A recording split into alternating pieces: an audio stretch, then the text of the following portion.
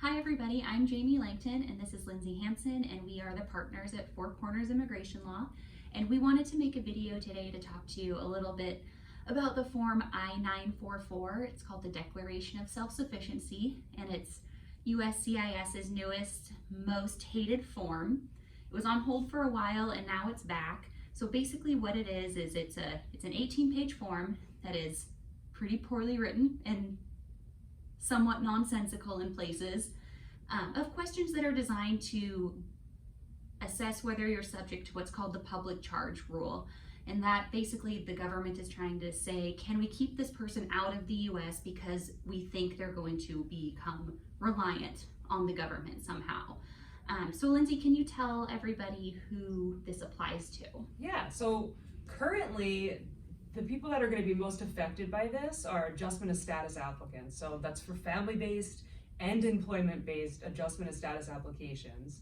It does not apply to special immigrant juvenile status applications, VAWA petitions, U visa petitions, T visa holders, asylees, refugees, and there's some other categories that it doesn't apply to, but the majority of adjustment of status applicants are going to be subject to the 944 form and the public charge rule.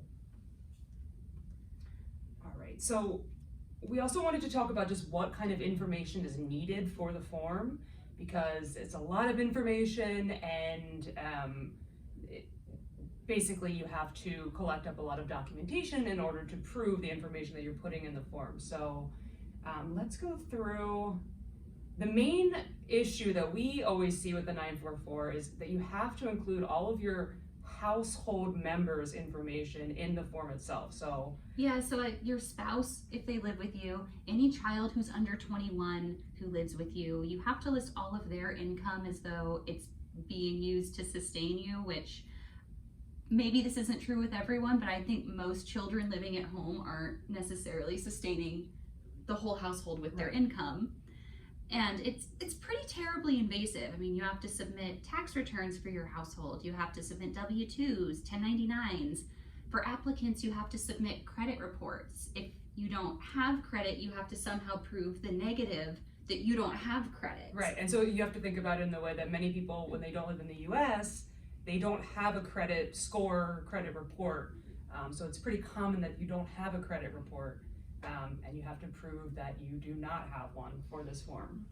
It also does a little bit of a deep dive into what is your education and your skills, this amorphous job skills category, where it doesn't give you a lot of guidance. It just says, please list your professional skills. Right.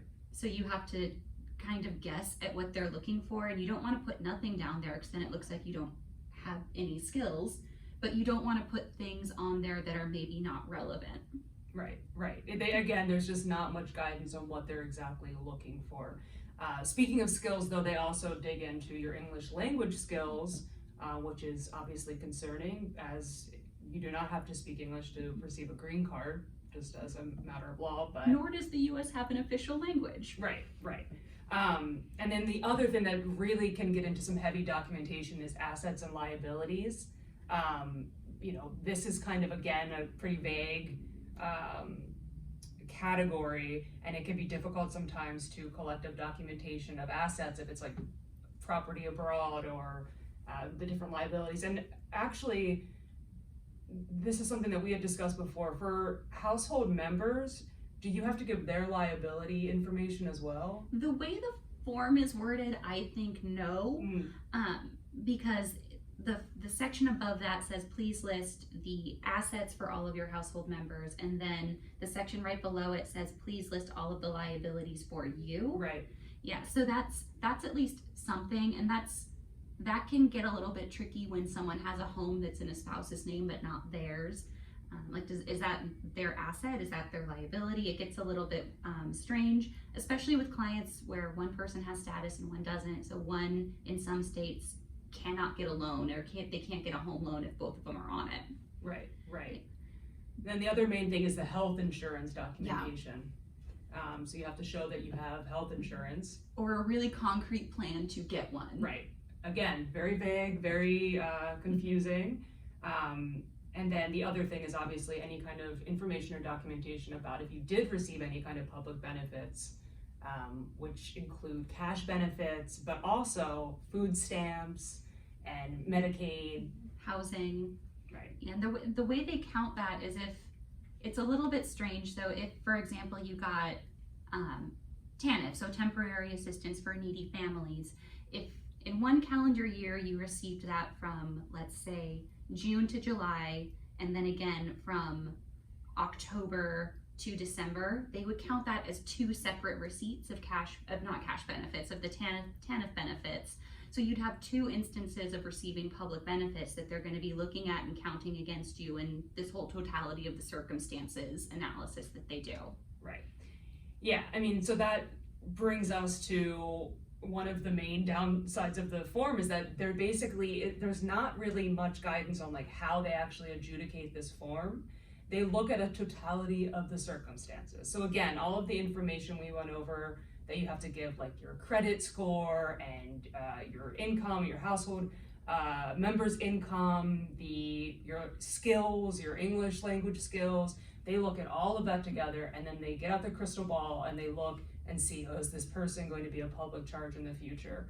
As attorneys, obviously, it's difficult because we want to prepare our clients for exactly how it's going to be adjudicated. We want to give them some kind of idea of what the officer is going to be assessing.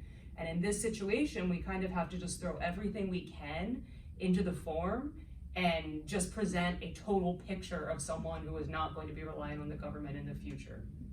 And the form is also, I mean, it came out in 2019, but then courts put it on hold, and now the courts have taken that hold off of it essentially. So it's so new that we have submitted them, but we haven't had interviews with cases where there's an actual officer going through the form and asking you questions on it. It's entirely possible, I think, that some USCIS officers will 100% ignore it. Yes.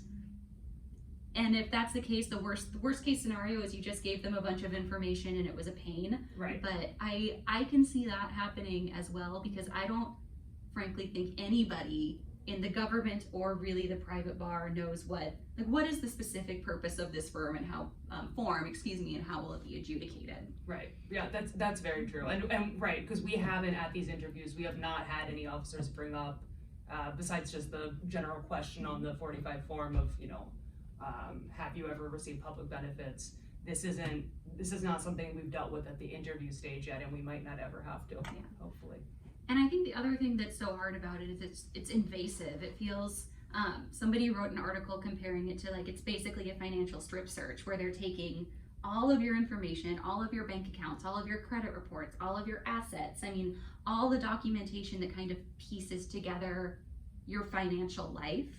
And maybe someone's going through it with a fine-tooth comb. I doubt it, but it's ending up in a file somewhere. Right. So and it cannot be redacted. Yeah, and you can't redact it because then you're altering documents. So I think that's one thing that clients are having a really hard time with as well, is just giving all of these sensitive personal documents over to the government. Right, especially when you don't understand exactly how it's adjudicated or what purpose it's for. Right. So yeah, that's definitely something I've encountered, is that it just seems very invasive, and it seems a little over the top and can be a little insulting, especially for many of our clients who are professional people that have not, they do not anticipate ever having to use public benefits.